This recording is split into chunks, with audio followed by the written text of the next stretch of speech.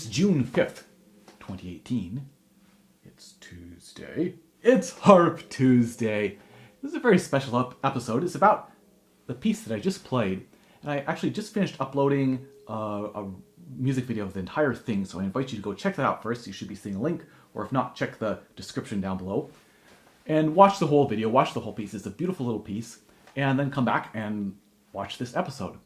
So, as I said, this is a very special episode because this piece was a piece that I first heard many, many years ago.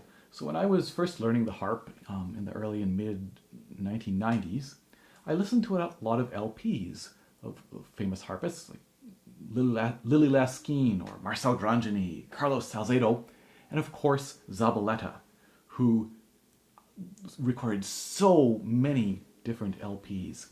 And I don't know, he's perhaps the most prolific harpist in terms of recordings. And as a harpist, you're always kind of faced with this difficulty of the fact that the harp repertoire is much more limited than the piano or the violin, say. And of course, that's why we see throughout history, including Theodore Labarre, who wrote the piece that I'm talking about, harpists who are also composers. And we saw that in the case of Grande or Salcedo, that they wrote their own pieces, as well as transcribing pieces that were written for other instruments. But for Zabaleta, what he chose to do, in large part, was to discover music, to hunt for and find music that was written for the harp, that wasn't written for other instruments, that was written specifically for the harp, but that maybe had not been discovered. It was obscure, wasn't part of the sort of typical repertoire, and he would hunt for these pieces and learn them and record them. And so one of them was listed on his LPs as Caprice by Theodore Labarre. And again, when I was listening to this, it was so much harder to get information than it is now. I remember asking the local university librarian to get the birth and death dates for Felix Godefroy, one of my early recitals. And now, of course, all that information is just at our fingertips with the internet, which is awesome. So Theodore Labarre, there's still not a ton of information readily available about him. He was a French harpist and composer, and he taught Felix Godefroy, was one of Felix Godefroy's teachers. And this piece, as I say, was listed as Caprice. And I heard it, and I fell in love with it. Now I still like it, but it doesn't quite have the same reaction that it did when I first heard it. But at the time, I loved it, and I wanted to learn it, but the music wasn't available. And so periodically, I would keep checking various catalogs and seeing if there's anything by Labarre. And a number of years ago now, I was browsing through the Harp archives, which is a fantastic resource. Again, check the description on this video to get a link there. I've mentioned them before. It's the American Harp Society's harp archives that have been digitized and are part of archive.org. So fantastic resource to go hunting through. And I came across Theodore Labarre, and it's listed as 8 etudes, caprices. They were a bit of a whimsical. These 8 Grande étude, I think, is the title, or something like that. And number 7 was this.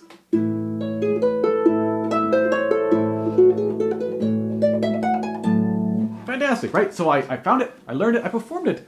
Again, this was quite a few years ago, and it stuck with me, and I wanted to do this episode. So partly just to sort of bring this piece to you is a potential piece that you might enjoy and you might like to play. So, and again, that sheet music is freely available. If you want my fingerings and pedal markings, sign up for my email newsletter, and I'll send you a copy of those. Again, you should be seeing a link down in the description below. So I thought I would go through this and sort of talk about some aspects. But again, the main reason for this episode is just to tell you about this piece. It's a beautiful little piece. Maybe you'd like to go learn it. So let's start with this opening.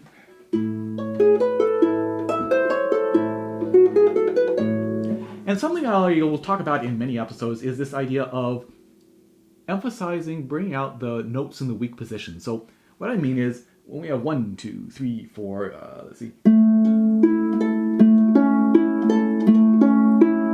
That 1 is the strongest beat. 1, 2, 3, 4. You know, you gotta. We're not gonna lose that. 3 is also pretty strong beats. 1 and 2 and 1 and 2 and.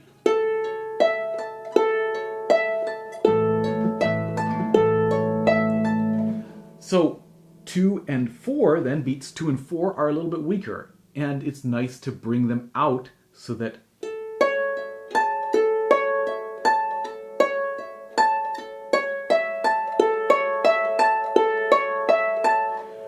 evens things out, and it just creates a really nice effect.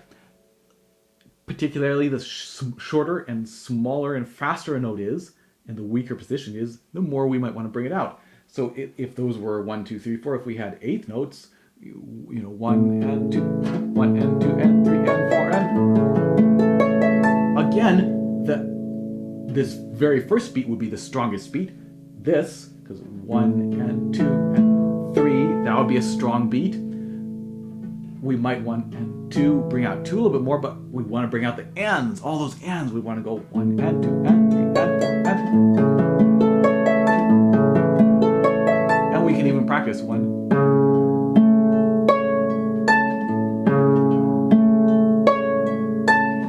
As long as we've established this is the downbeat, bringing out the weak beats can be really beautiful. It's something always to be thinking about. So here, this is a prime example of the way it's written really makes it so that we land on this beat so much, right?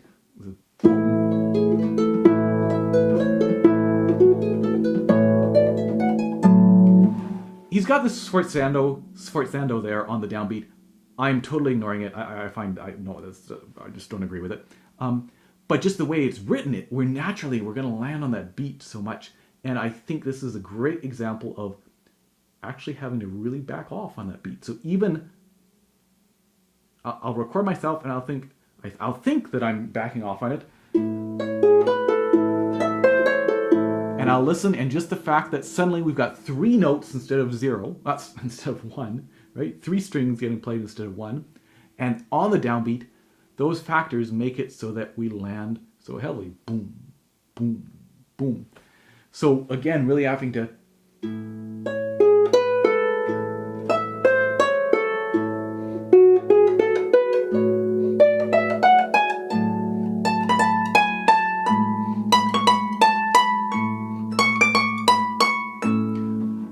practice just de-emphasizing this downbeat. So prime example of that, and kind of fun to play around with that and see how smooth you can get it. Later on when we return to this tune, at the end of the 3rd page, there's a left-hand rippling thing going on underneath. So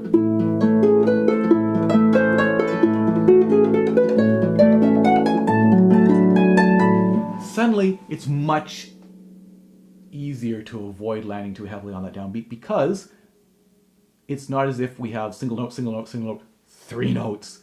There's 2 notes on some other instances, and the left hand, by having that boom, boom, boom, boom, beam, it becomes less clunky than boom, boom, boom.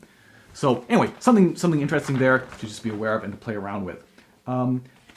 Again, if you want my fingerings, I have a couple changes that to me feel easier.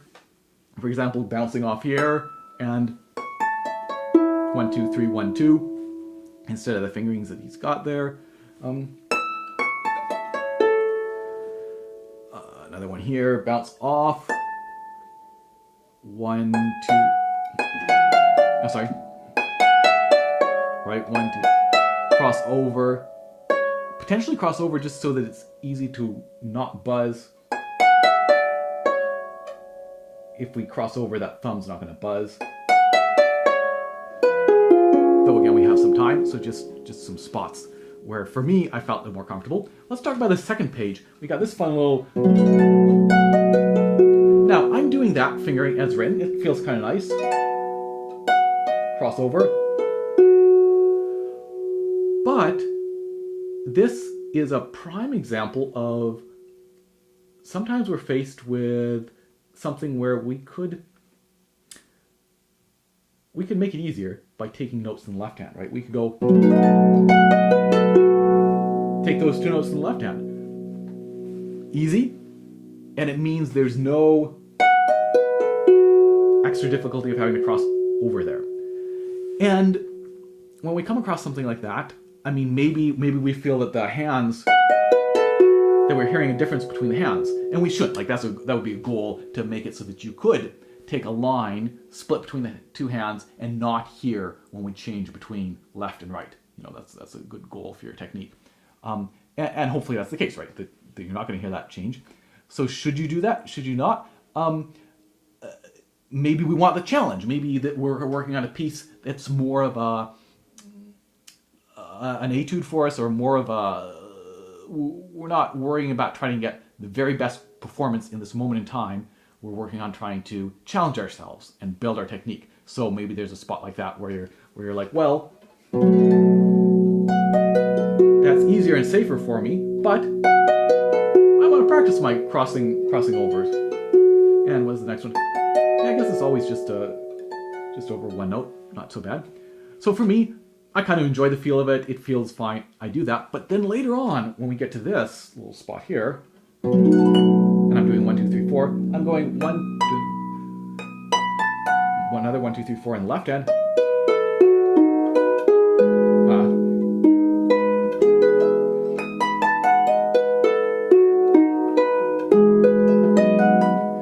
Because, I mean, what would be the fingerings that he has here? The crossover twice, and I don't know, it just feels slightly riskier to me, and here's a case where I'm just happy to make life easier on myself and be able to play it exactly the way I want by doing the left hand. Same as here on this third line at the end of this. I go, again, 1, 2, 3, 4, take two notes. So anyway, I offer that up to you as an option. And again, these earlier ones could also get the left hand involved as well to make those super safe, I think, and secure and nice and under control. So you can do exactly what you want with them if you choose to do it that way. I realized I skipped over this little that happens at the beginning. Great little muffle effect, right, where we use the back of the finger to stop the previous string. Let's see, I'll put up a link. Here's a slow motion Monday video I did on this technique, which is kind of fun to watch.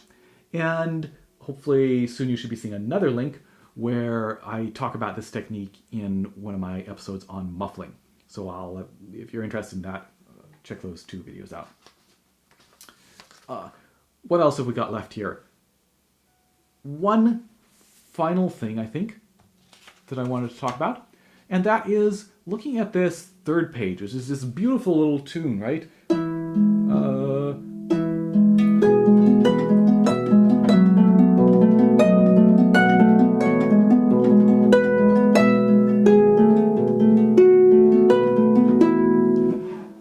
Gorgeous, just yeah, so beautiful. And it's interesting to note how he has put this on the page. And again, I mean, you never know, right? This was how it got published. Was this originally how he intended it? But if you look, you'll see that we have all these, so dotted quarter, dotted quarter, dotted quarter, oh, quarter, and then an eighth rest. Now, we're not, so, right, we can,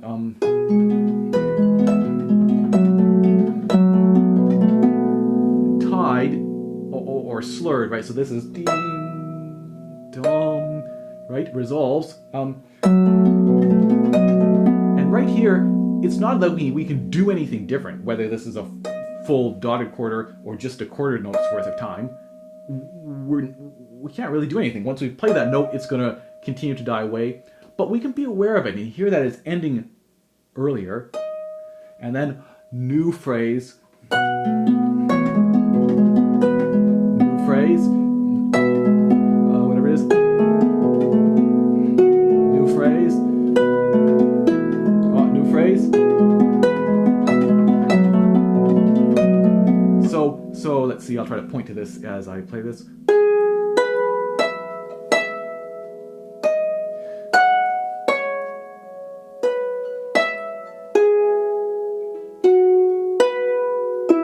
So we can try and hear in our head the way we want to phrase this, the way we might sing it. And I think we can end up getting some of that effect across, both with maybe how we end up playing that right hand, maybe the motion, the physical motion that we're doing, and also what the left hand is doing to support the sort of rise and fall that we want throughout that. So that's kind of fun to play around with. Then we get back to this theme with a lovely little ripple left-hand accompaniment. One of my favorite moments is when we get this F natural coming in, rather unexpected. We haven't had that before. It comes out a little bit out of nowhere from earlier on, but anyway, it's a beautiful little moment. And I guess one last thing to point out is at this end, when we're coming down, we're going to have to delay the fourth finger placement, right? Because we can't place it yet until the last minute. So instead of normally, of course, we always want to place groups, units, try to be as efficient as possible. If we've got to place all these, place them all at once rather than placing them on one at a time. But this is the case where that fourth finger will have to lag because that note is being played in the left hand. And finally, this final chord, I omit that third at the bottom. It just gets so muddy, right? It's just generally in this register, here's the root. You don't really want that third in there. But maybe you do. Again, the harps that he would have been writing for would be much less resonant than modern pedal harps. Anyway, there it is. Beautiful piece. Check out, again, the music down below because you can find there's 8 etudes as part of this grand collection of Grande etudes. And hope you enjoyed this. I want to say a quick shout out to my patrons. And in fact, just as I was recording this episode, somebody pledged and bumped us over the $150 pledge per month mark. So I'm going to celebrate by doing a month of Harp Tuesdays here in June. So you'll see me back again next week. I'll see you then. Cheers.